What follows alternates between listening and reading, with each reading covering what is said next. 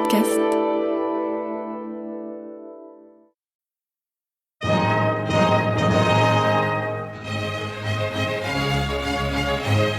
Bon baiser de partout. Une émission secrète de...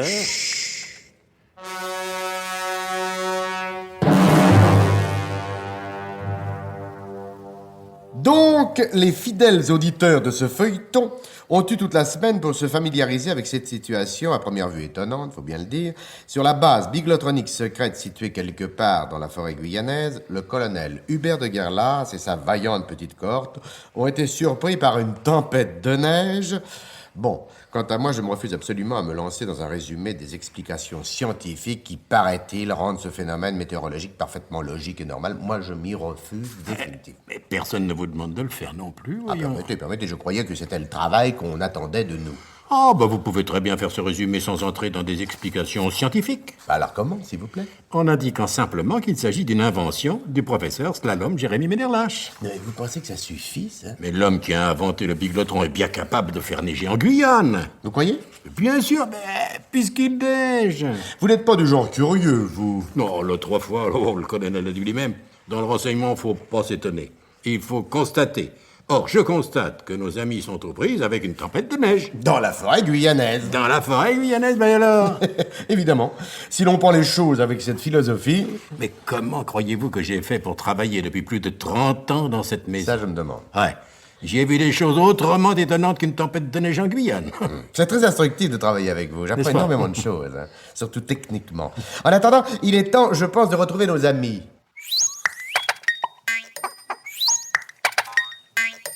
Alors, mon cher Burnemauve, vous avez repris votre souffle?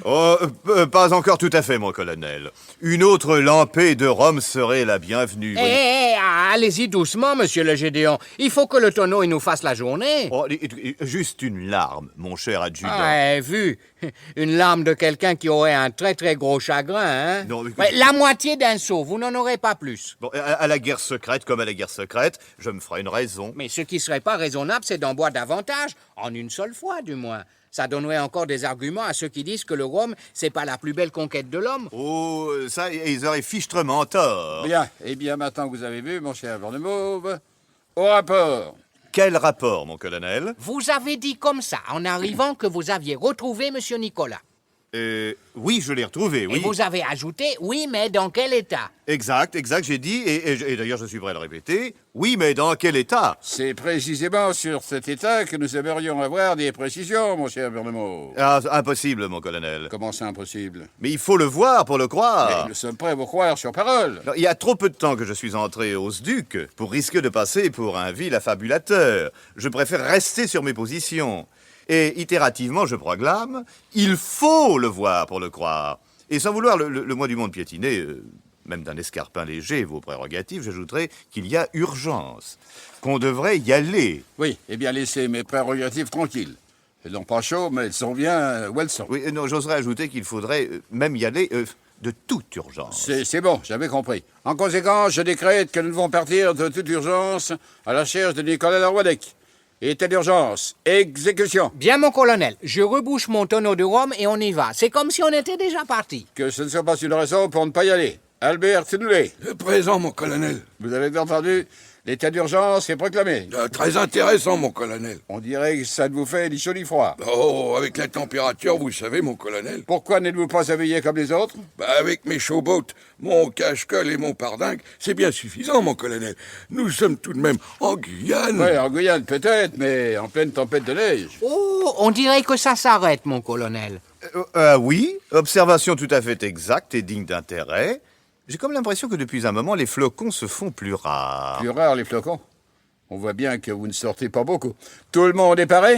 Oui, mon colonel. Oui, mon colonel. Qu'est-ce que vous entendez par là, mon colonel? Je vous demande si vous êtes prêt à partir. Je suis toujours prêt à partir, où le SDUC m'enverra. Vu l'urgence de la situation, je n'ai pas le temps d'établir en ordre de marche un quadruple exemplaire, ainsi que le stipule les instructions de l'école de guerre secrète.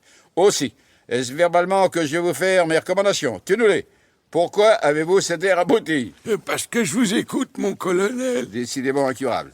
Le groupe de tête sera constitué par Gédéon Birdemauve. À moi tout seul, je suis le groupe de tête?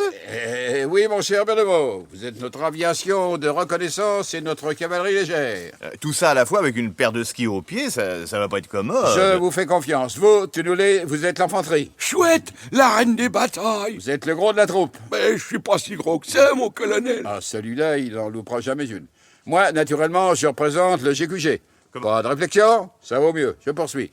Avec son tonodrome, Tifris sera l'intendance. Et qu'est-ce qu'elle doit faire, l'intendance, mon Elle colonel? doit suivre, naturellement.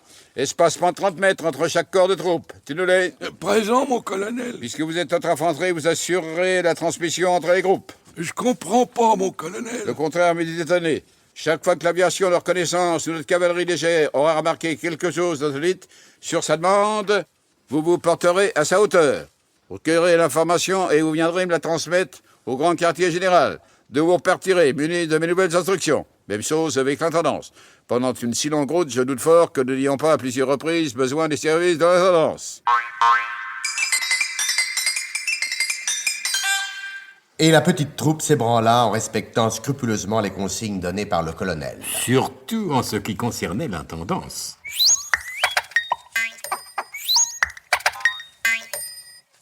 Tu nous l'es!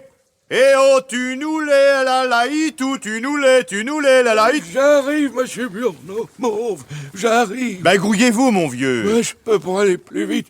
Je suis que la piétaille. Mon brave Tunulé, ayez l'obligeance, je vous prie de bien vouloir demander au colonel si par un effet de sa bonté, je ne pourrais pas obtenir la moindre rasade de rhum. Dites-lui que le moral des troupes de l'avant s'en ressentirait. Bien, monsieur Voilà. Birdemauve, j'y cours.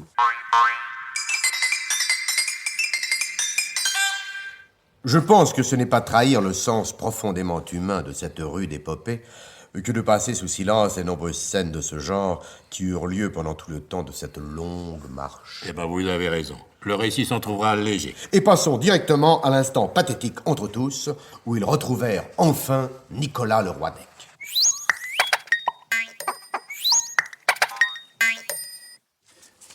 C'est ici, mon colonel. Je ne vois rien. Pendant que je retournais vous prévenir de ma découverte, la neige est encore tombée, alors il s'est formé des congères. Des quoi, monsieur le Gédéon? Des congères, adjudant. Ah, vous avez raison, c'est drôlement bête. Mais si vous voulez me donner un coup de main ainsi que monsieur Tunulé, en nous servant de nos skis comme deux pelles, là, s'il vous plaît, aidez-moi, là, voilà. Attendez. Encore un peu. Voilà. Encore, ça va pas être bien long. Vous me demandez encore un petit effort, n'est-ce pas? Voilà. Eh bien, cette fois, la porte du bungalow est dégagée. Entrons. Voilà. Attention, mon colonel. Vous allez recevoir un grand choc. Mon colonel, voici votre valeureux collaborateur, Nicolas le roi d'Ec. Oh, ça alors! N'avais-je pas raison en vous disant qu'il faut le voir pour le croire? Oui, il faut le voir pour le croire. Il faut même y croire pour le voir. Hein? Dans quel état, n'est-ce pas, mon colonel? Dans quel état? Dans quel état? Au fait, oui. Dans quel état? Oh, vous, Tunulé, ça n'est pas le moment.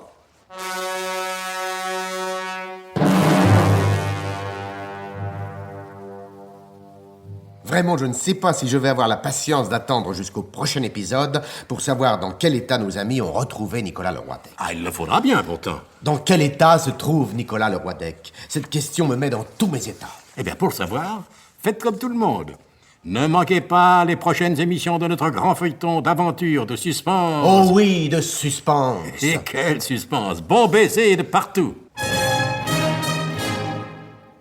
C'était Bon baiser de partout. Une émission secrète de Pierre Dac et Louis Rognoni! Décryptage et mise en code, Jean-Wilfried Garrett.